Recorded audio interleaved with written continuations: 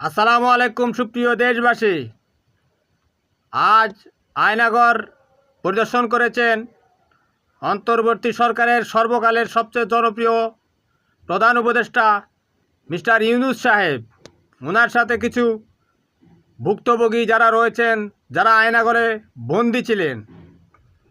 এর মধ্যে একটা মেয়ে শিশু ছিল, যাকে 11 বছর বয়সে তার মায়ের সাথে আয়নাগরে বন্দি রাখা হয়েছিল। আয়নাগরে উপরে রড দিয়ে, তারপরে সেই রডের উপর চাপ দিয়ে বন্দীদেরকে নির্যাতন করা হতো। খুবই লোমহর্ষক এবং ভয়াবহ সেই টর্চার সেল ছিল। কিন্তু সেই ভিডিওগুলোর নিচে কিছু কমেন্ট পড়ছিলাম, যারা এটাকে নাটক বলছে।